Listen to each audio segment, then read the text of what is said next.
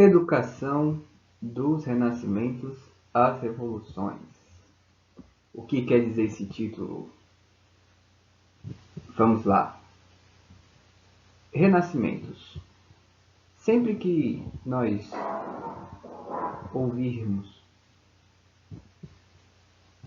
essa palavra renascimento, a gente vai remeter a um período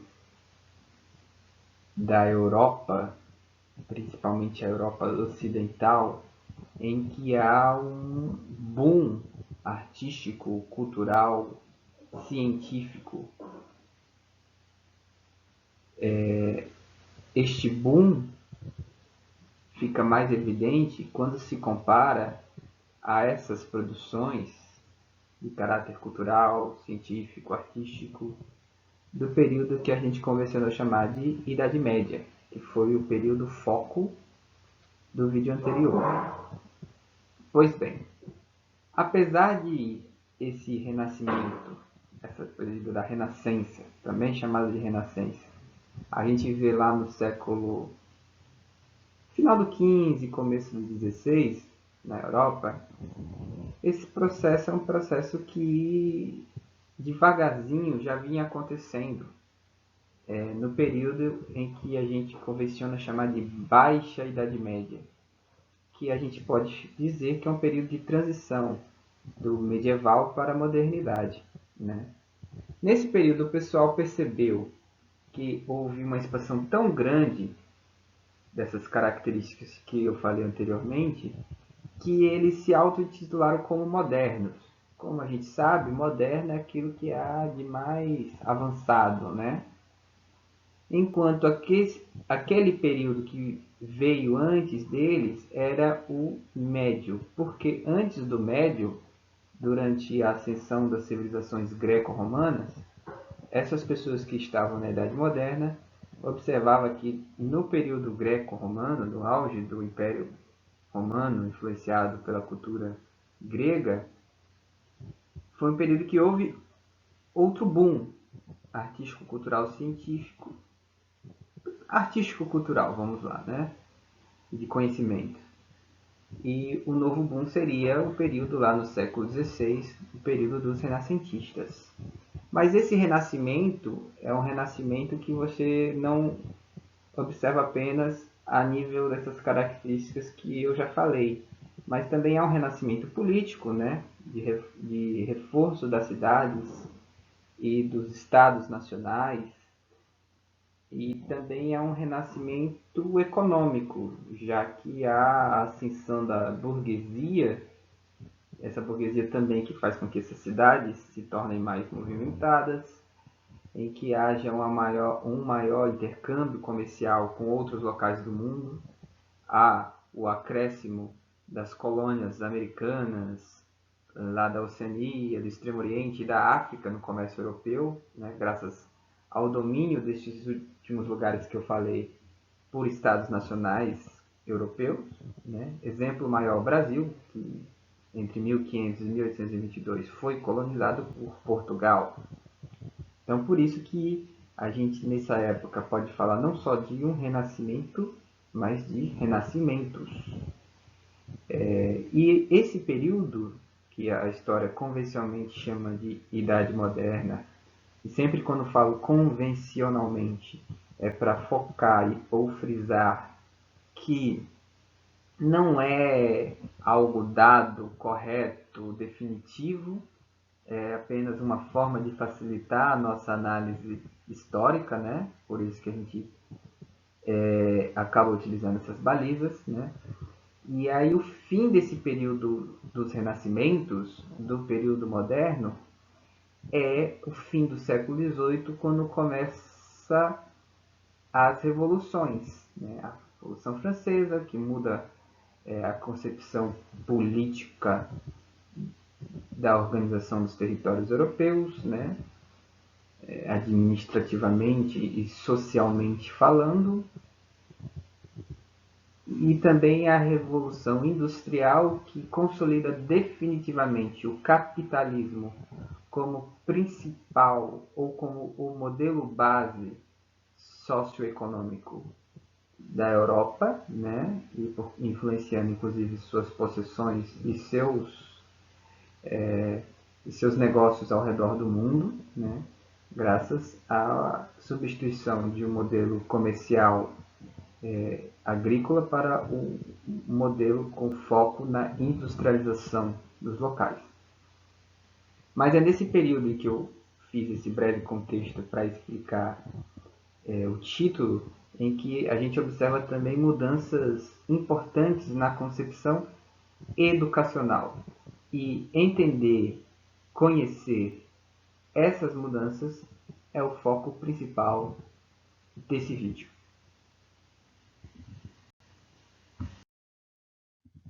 Cai Constantinopla, sobe o absolutismo e se descobre o novo mundo, séculos XV e XVIII.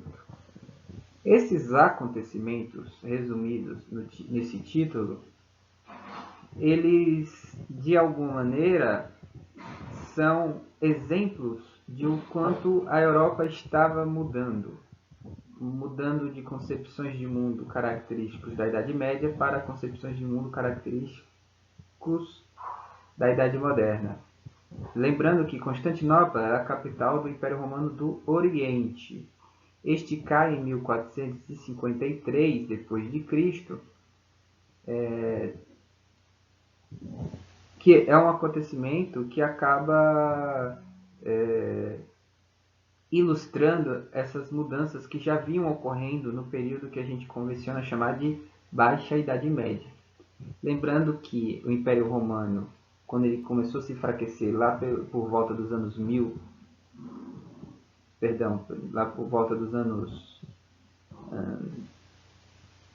do começo da era cristã, ou seja, depois de Cristo, esse Império Romano, que era o maior império da época, começou a enfraquecer. Ele foi dividido em dois, um com sede em Roma, que é o Império Romano do Ocidente, e o outro com sede em Constantinopla, cidade da atual Turquia, que seria a sede do Império Romano do Oriente. Em 476 d.C., o Império do Ocidente cai. Em 1453, o Império do Oriente cai. E são estes marcos que ilustram as mudanças de eras. Só que essas mudanças de eras já vinham ocorrendo progressivamente, aos pouquinhos, antes desses marcos. Esses marcos são apenas a ilustração, né, de mudanças que já vinham ocorrendo. Então, não é para a gente achar que em 1452 o mundo era um, em 1453 o mundo era outro. Não. Mas são fatos que ilustram mudanças que vinham ocorrendo aos pouquinhos. Constantinopla é o marco que se convencionou adotar. E quando eu falo se convencionou, é sempre para frisar que é algo que não é uma verdade absoluta, é apenas algo para facilitar a nossa análise histórica. Mas teve outros acontecimentos, como a reorganização político-administrativa dos povos europeus em estados, né, que convencionalmente se chamou a história chama de absolutismo, e também as grandes navegações, que só foram possíveis graças ao avanço da ciência, da navegação, da geografia, nesse período de mudanças em que a ciência vai deixando aos pouquinhos o conhecimento vai deixando aos pouquinhos os muros dos mosteiros para ser mais acessada por aqueles que não eram religiosos, conforme a gente já discutiu um pouquinho no vídeo anterior. E aí essa expansão de conhecimento científica, um exemplo de o quanto ela mudou a Europa foi o fato de, por meio dela, a Europa conseguiu chegar em outros continentes antes desconhecidos dela, Europa. Foi o caso das Américas, Oceania, locais lá no chamado Extremo Oriente, né? E outros locais antes desconhecidos na África, né? Então, todas essas mudanças, todas essas novidades elas ilustram o que foi o chamado período moderno ou idade moderna. E aí quando você foca na questão do conhecimento e da educação, a gente pode observar algumas mudanças. Uma delas é a consolidação do humanismo que a gente já citou no vídeo anterior. E aí você sai do teocentrismo, que é a concepção em que Deus é o centro, Deus, centrismo, centro, para o antropocentrismo, que é a ideia de que o homem é o centro, antropo-homem, centrismo, centro. Né? Isso não quer dizer que a religião e Deus foi totalmente abandonada pelos homens dessa época, mas apenas houve uma mudança de foco. As pessoas continuavam religiosas, mas elas começaram a dar mais valor para as questões dos homens.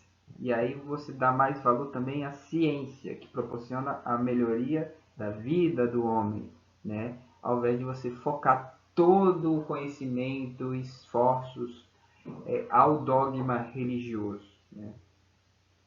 E na esteira disso, você vê que se acentua a divisão entre o trívio e o quadrívio, que a gente também citou anteriormente. Né? O trívio é o que a gente pode dizer que são as ciências humanas, e o quadrívio é o que inspirou um pouquinho o que a gente chama de ciências exatas. Né? E nesse cenário de mudanças, outra mudança importante que a gente conhece é a chamada Reforma Protestante, em que um determinado grupo de pessoas lá na Europa, lá no século XVI, começa a contestar alguns dogmas da Igreja Católica, e isso força eles a fundar novas religiões. Religiões estas que a gente convencionou chamar de protestantes. Foram aquelas que protestaram contra a Igreja Católica. Né? O nome Reforma Protestante ele resume um pouco o que foi esses movimentos. Porque muito desses movimentos, no começo, eles queriam reformar a Igreja Católica, que na visão destas pessoas estava cheia de vícios. A partir do momento em que e aí eles protestavam para que essas reformas ocorressem. A partir do momento em que a Igreja Católica não aceita esses protestos dessas pessoas, essas pessoas começam a formar outras religiões. E essas religiões passaram a ser conhecidas como protestantes. Até hoje nós chamamos essas denominações cristãs não pertencentes ou não seguidoras do dogma católico de protestantes. Né? E é bom pontuar que nesse movimento da reforma protestante, né, de mudanças de paradigmas, né, muitos destes passaram a defender a necessidade de uma maior atenção da sociedade no processo educacional, principalmente no que confere à alfabetização do cidadão cristão. O Martinho Lutero, que foi um dos principais, se não o principal, reformador desse período, antes mesmo dele ser expulso da Igreja Católica e fundar a Igreja Luterana, ele escrevia acerca da necessidade de você alfabetizar os cristãos para que estes pudessem eles mesmos terem acesso aos textos sagrados da Bíblia, porque eu acho que foi comentado no vídeo anterior, apenas os sacerdotes é que liam as Bíblias e eles impunham a interpretação própria deles para os fiéis que não tinham acesso à educação, não tinham acesso à alfabetização e, portanto, não poderiam ler e ter eles mesmos acesso à Bíblia e aos demais textos sagrados. Relembrando também que todos estes textos eles eram redigidos em latim, e as pessoas da Alemanha, França, Inglaterra não sabiam ler ou falar em latim, e o Lutero é um cara que falava que, olha, a Bíblia tem que ser escrita em letra vernácula, ou seja, a Bíblia na Alemanha ou nos impérios e reinos alemães tem que ser em alemão, a língua em Portugal em português, França em francês, porque facilita o acesso do, do não religioso, né, aos textos sagrados, para que eles possam, eles mesmos, chegarem a determinadas interpretações. Né?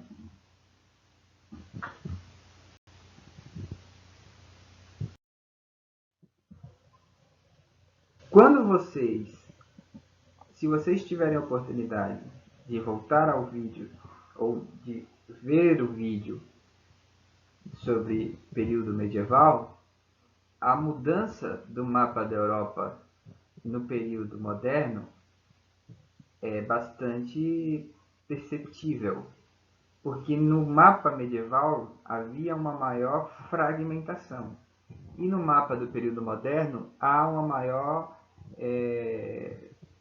centralização e o estabelecimento de reinos mais fortes. Portugal, Espanha, França, Inglaterra, Suécia, Noruega, eles aparecem bem estabelecidos enquanto estados nacionais de administração própria. Enquanto há uma maior fragmentação ainda no território que hoje a gente chama de Alemanha e no território que a gente chama de Itália, né?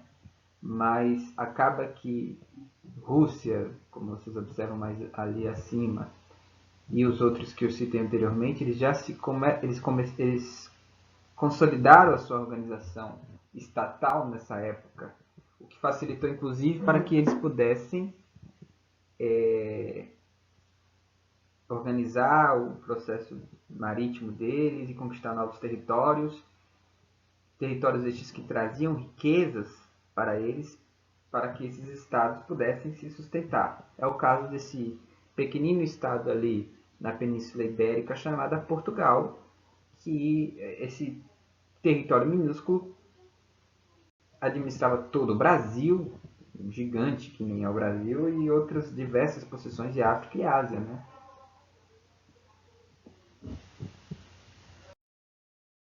E aí, voltando um pouquinho ao que foi falado anteriormente, a gente observa que as reformas protestantes elas se preocuparam bastante com a questão da educação, conforme como a gente frisou antes, né? O Martinho Lutero, antes da cisão que ele teve com a Igreja Católica, ele defendia uma escola que fosse para todos, incluindo meninas. Por que a gente deve frisar a inclusão das meninas? Porque antes disso, os esforços de escolas tímidos que existiam na Europa nessa época não incluía meninas, apenas incluía os meninos, né? E como dito anteriormente, o Martinho Lutero também postulou que a alfabetização fosse uma prioridade, né? Em que os estados pudessem investir em escolas públicas, que todos pudessem ter acesso a essas escolas, e que nessas escolas a alfabetização fosse prioridade justamente para que a população pudesse acessar os textos bíblicos, os textos sagrados, eles mesmos, né? Ao invés de ter que esperar os sacerdotes, né? Repetindo, outra coisa que já foi falada é que o Lutero achava que era necessário ter escolas públicas, né? E nessas escolas você iria colocar pessoas especializadas, né, no processo educativo, no que deveria ser mais importante para a educação das pessoas, né, suprindo a ausência dos pais que trabalhavam, né, e fazendo esse processo de educação que não era um processo de educação apenas para ensinar conteúdos específicos, mas uma educação que inclusive debatesse debater-se o quê? Debater-se questões mais relacionadas à religião, a comportamento e tudo mais, né? O Lutero, ele foi um cara que também defendeu que a escola ela não ficasse só a questão conteudista, mas e também essa questão do saber, digamos assim, um saber mais teórico, um saber mais filosófico, né? Ou naquelas, naqueles conteúdos que a gente falou anteriormente, do trívio, do quadrívio, né? Mas que a escola também avançasse naquilo que era desejo da burguesia, que é ensinar coisas práticas voltadas para o processo de produção econômico, processo de produção econômica, né? Perdão. Porque, repetindo uma coisa que a gente já falou no vídeo anterior, nos períodos anteriores que a gente analisa do processo de educação, você vê lá, educação é só aquilo voltado para a formação do cidadão, daquele que vai administrar, né? O que havia de mais rudimentar da educação a gente deixa para o povo, né? Na educação você não vai priorizar questões envolvidas à produção econômica, porque isso não é coisa de nobre, né? Você tem que priorizar uma educação que é voltada para política, para conhecimentos administrativos, né? Ou, esse último que eu falei, dessa educação política, para a gente pensar Idade Antiga. Idade Média, aquela educação voltada para a religião, da filosofia voltada para a religião, do conhecimento voltado para a religião, mas que não permitisse que houvesse conhecimentos de ordem prática, de ordem para que para a produção econômica, né? Isso, na visão desses períodos anteriores, era algo de menos importância.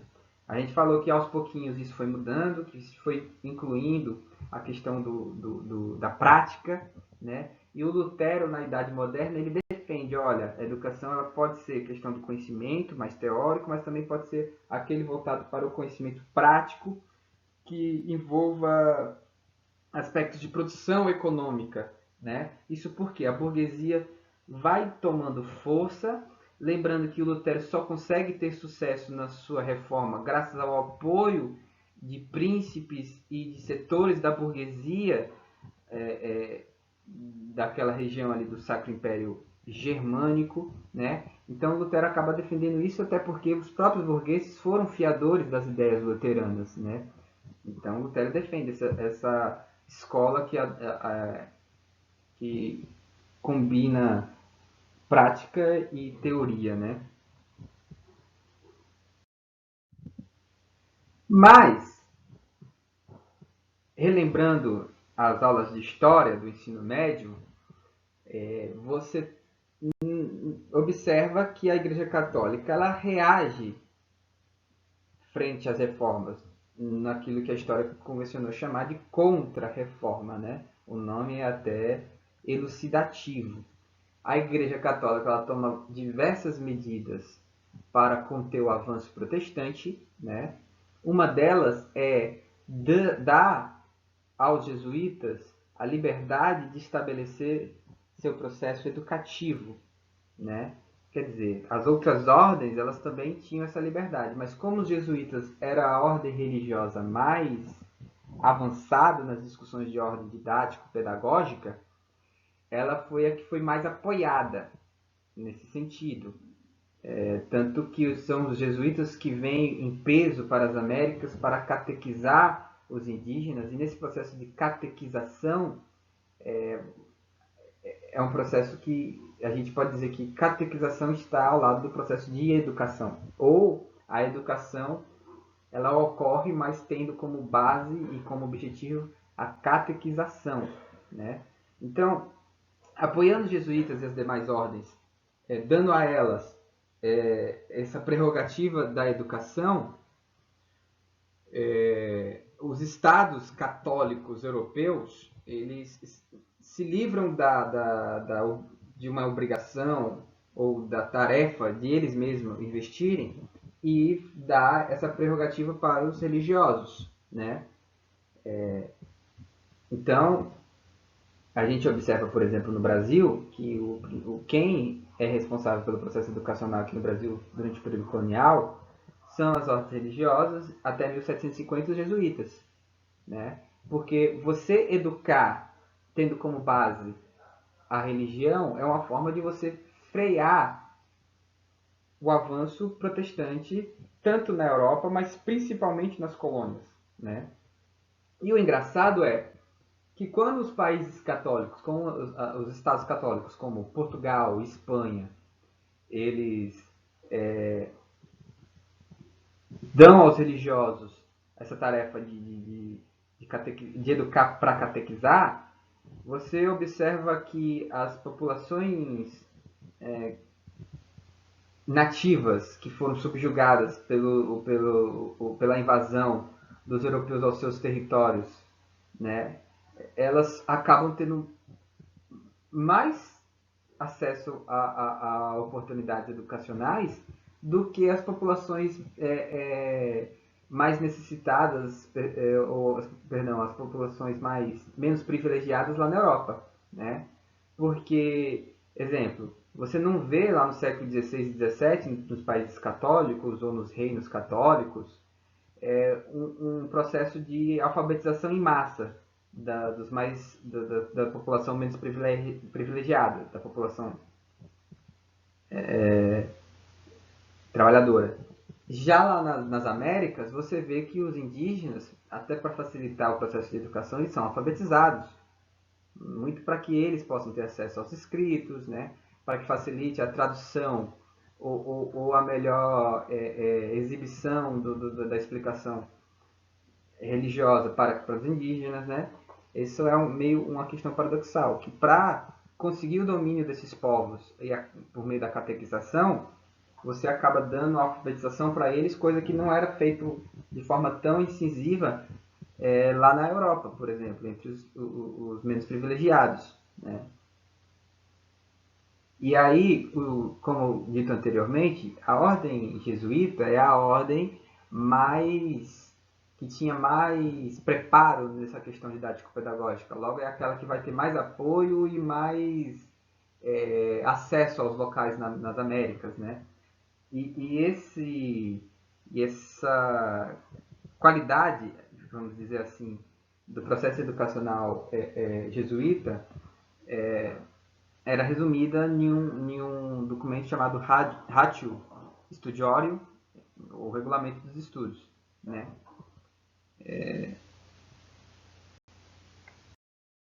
E o que é esse Ratio Studiorum, né? Ele é o documento na qual se resume o método dos jesuítas para educar, né? E é um método inovador porque traz algumas práticas que de alguma maneira influencia o processo educacional até hoje, né? Você vê de forma mais objetiva digamos assim, definida regras para disciplinarização das rotinas estudantis, como horário para começar, horário para terminar, locais específicos para que as atividades pedagógicas pudessem ser realizadas, né?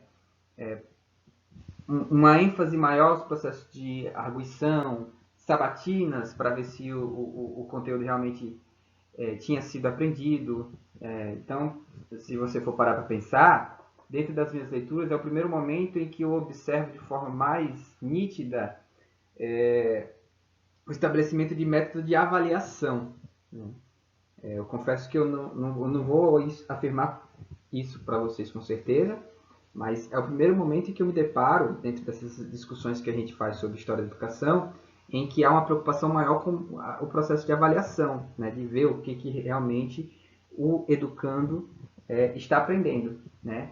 E nisso tudo, há o método da escolástica de São Tomás de Aquino lastreando todo esse processo, no sentido de continuar essa ideia de educação para a catequização, educação para a religião, né? Educação para o catolicismo, né?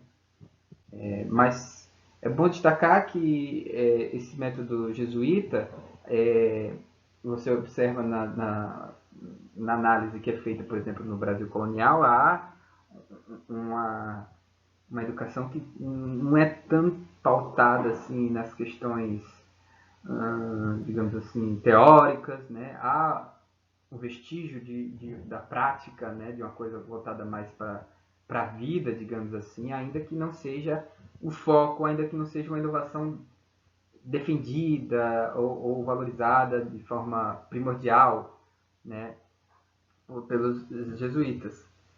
É bom destacar também que, aí a gente vai ver isso com mais calma quando a gente focar só em Brasil, que no próprio território brasileiro vai ter uma diferenciação, educação voltada para os mais privilegiados e educação voltada para os nativos, né? Mas isso é coisa que a gente vai ver em vídeos posteriores. Eu, eu resolvi trazer também a contribuição desse religioso francês chamado Jean-Baptiste Lassalle, né? No sentido de que lá na França ele estabelece a ordem dos irmãos das escolas cristãs, que promove uma inovação no que toca à questão do estabelecimento da educação cristã lá na Europa, né? Porque ele acaba sendo um católico que advoga pelas escolas gratuitas, né? E escolas essas também que não fossem pautadas na educação do latim, né? O que faria com que essa escola fosse mais acessível para as populações em geral, né? Então, é uma das primeiras iniciativas em que se tem conhecimento de um católico postulando pela educação gratuita, né? Por isso eu resolvi trazer na discussão o La Salle, e é algo que conhece um certo impacto ou conhece um certo aumento, né, dessas escolas cristãs, né, graças a esse impulso dado pelo La Salle. Outro francês de destaque é o Charles Demian. Eu acho que se pronuncia assim, não tive tempo de procurar como é que é a pronúncia correta, né? Membro da Ordem Católica do Santíssimo Sacramento, que fundou em Lyon algumas escolas gratuitas da mesma forma como o La Salle fez, né? Em que se ensinava as primeiras letras e algumas artes manuais, dentro daquela ideia de associar teoria e prática também, algo que os jesuítas também tinham caro, né? Outro religioso envolvido na discussão pedagógica lá do período moderno é o João Comênio, um rapaz que nasceu onde hoje é a República Tcheca, ou a Tchequia, né? Este dedicou sua vida a escrever sobre a necessidade de uma nova didática, em que priorizasse a experiência dos alunos, de uma educação que fosse acessível a todos, que o conhecimento chegasse aos mais pobres, e muito se fala sobre como o Comênio foi o cara que em seus escritos pode ser considerado como um precursor da chamada metodologia ativa, né? Aquela coisa que não ficciona a teoria, exercícios repetitivos, coisa que inclusive os jesuítas gostavam, né? Os jesuítas, é uma coisa que eu esqueci de falar, eles gostavam de exercícios repetitivos, mnemônicos, ou seja, de memorização, né? Enquanto Comênio já vinha contrário a essa ideia, defendendo uma escola, uma prática educativa mais real, em que você pudesse ter acesso a imagens ou às próprias coisas que, que ilustrasse palavras que você está aprendendo, ou conteúdos que você estava aprendendo, né? E por isso que o João Comênio ele é até bastante celebrado como um dos precursores de uma didática mais ativa, né? Uma didática mais viva. Como eu disse anteriormente para vocês, esse é o período em que a burguesia, ou seja, aquela classe social que não tinha título de nobreza e, por consequência, não tinha riquezas advindas desse título, né? Como terras e dinheiros dados pelo Estado, né? A burguesia era aquela classe social que antes não era privilegiada, mas por conta do crescimento do capitalismo, eles acabam se tornando ricos e adquirindo uma importância sociopolítica grande ao ponto de influenciar nas decisões políticas dos estados nacionais, né? E essa burguesia se fortaleceu nesse período que a gente está discutindo nesse vídeo. E quando ela se fortalece, ela vai interferir ou se interessar mais nas questões educacionais, coisa que já vinha aos pouquinhos acontecendo no fim da Idade Média e que se intensifica no período chamado moderno, né? E aí nesse período chamado de Idade Moderna, algumas figuras como Galileu, Copérnico, Bacon, Descartes, pensadores da época, eles nos seus escritos começaram a questionar as verdades do clero católico. Claro que não com um objetivo teológico como teve o Lutero, mas um objetivo científico, né? Epistemológico, enfim. Então, esses caras, eles começaram a pensar aí nos seus escritos ideias enfrentar a Igreja Católica porque eles são de uma época em que a burguesia ela começa a se tornar importante. A burguesia ela bebe desses caras para questionar o status quo vigente, né? E nesse sentido a burguesia, perdão, começa a se interessar mais pelo processo educacional, né? Muito por conta de esse ser um período em que a gente observa mais o homem conseguir dominar a natureza, fazendo com que ela trabalhasse para ele. Exemplo é avançar os mares para conhecer novos territórios estes que fornecessem mais riquezas, né? Então, isso só foi possível graças ao ser humano que conseguiu avançar a técnica para fazer com que ele conseguisse avançar mais nos mares do que ele conseguia antes, né? Então isso é um exemplo, isso ficou demonstrado para os pensadores da época que o ser humano estava conseguindo cada vez mais dominar a natureza, né? E por consequência fazendo essa natureza trabalhar para ele, né? Então, conforme isso ia ficando mais evidente para o europeu, mais ele investia na educação, no sentido da educação possibilitar que esse processo de domínio da natureza fosse mais forte, né? O ser humano ele começou a entender também que a experiência, né, o método empírico de testar, de refletir, de tentar errar e acertar para conseguir um invento ou uma nova descoberta que fosse importante para o homem, estava cada vez mais forte, né? E logo isso começou a influenciar o processo educativo, né? E nesse sentido, você observa nas próprias filosofias da Idade Moderna, né, que a gente discutiu lá em Filosofia da Educação, né, a utopia ficou cada vez mais presente nos escritos europeus. A gente lembra do Thomas More, do Campanella, que foram os caras que escreviam sobre sociedades ideais. Como seria a sociedade ideal dominada pelo homem, em que a natureza fosse dominada para o bem de todos, né? E que as coisas fossem ideais. Então, basicamente, a utopia é isso. Então, essa ideia utópica começou a ficar mais presente nos escritos lá na Europa, né?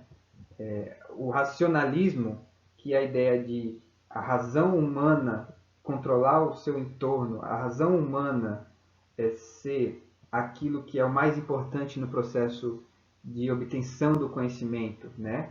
Defendida pelo René Descartes, ganhou muita força nessa época. Nessa época, o oposto do racionalismo, que é o empirismo, que é aquela ideia do entorno condicionar o processo de obtenção de conhecimento e, ao mesmo tempo, você experimentar esse entorno faz com que você conheça mais a natureza, as coisas, fazendo com que você possa, de alguma maneira, usar isso ao seu favor, né?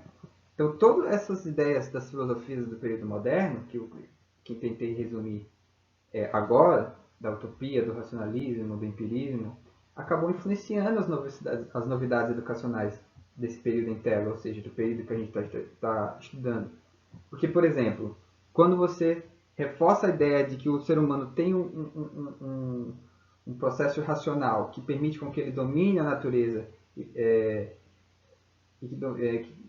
que é um processo de raciocínio ilimitado, que conforme você vai investindo mais nele, mais você consegue resultados positivos, logo, o processo educacional vai todo estar baseado nessa forma de pensar. Quando você entende que a ciência, o testar, né, o experimentar as coisas é importante para que essas coisas lhe dê a lição, né, de como melhor lidar com o seu entorno, isso vai também influenciar os processos educacionais da época, né?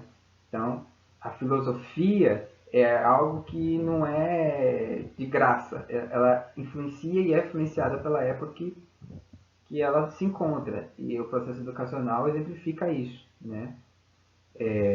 Então, a educação ela começa a se tornar mais moderna, avançada, mais pensada de forma cuidadosa, né? Exemplo disso é a própria defesa e a adoção de escolas com classes separadas por idades, que era coisa que não se tinha na Idade Moderna, no começo da Idade Moderna e na Idade Média. Então, tipo, era gente de várias idades que eram colocadas na mesma sala para conhecer o mesmo conteúdo. Então, já nessa época da Idade Moderna, você começou a ver uma diferença nisso, né? Tipo, sala para idade X, sala para idade Y, coisa que, óbvio, a gente observa nos dias atuais e a gente deve a esse período e às pessoas envolvidas em educação nesse período, né? Porque foi nesse período, inclusive, em que a ideia de infância começou a ficar mais evidente para o europeu, a ideia de que a criança tem alguns aspectos específicos que o diferencia dos adultos, então você tem que tratar ela de forma diferenciada, porque antes disso as pessoas tinham a ideia de que a criança ser um pequeno adulto, que você não tinha tanto essa necessidade de separar ou de pensar a criança de forma específica, tratar a criança de forma específica, né? Então, isso é um legado do período moderno, desse período que a gente está falando nesse vídeo, para os dias atuais, né? Apesar disso tudo, então você vê lá o Comênio com ideias super modernas e interessantes, aí você vê a defesa de uma escola gratuita para todos. Os estados eles não adotaram essas ideias de forma unânime, não foi uma coisa que foi espalhada por toda a Europa, esses projetos com todas as concepções educacionais inovadoras, né? Porque quando a gente fala, por exemplo, em escola gratuita, a gente não está falando de escola pública administrada pelo poder público. Muitas dessas escolas eram por iniciativas da própria sociedade, né? Como a gente viu os franceses La Salle e Démia, não foi o reino da França que concedeu a eles a possibilidade de fazer aquilo. Foram eles mesmos que tiveram aquela iniciativa, né? Então, as iniciativas estatais de escolas gratuitas e que adotasse todas essas novidades educacionais que a gente discutiu anteriormente, foi uma coisa foi muito pouca, não foi uma coisa que contaminou, usando o jargão que está na moda agora, toda a Europa, né? Foi uma coisa muito tímida. Você vê algumas experiências na França, falando em questão gratuita, né? Não pública.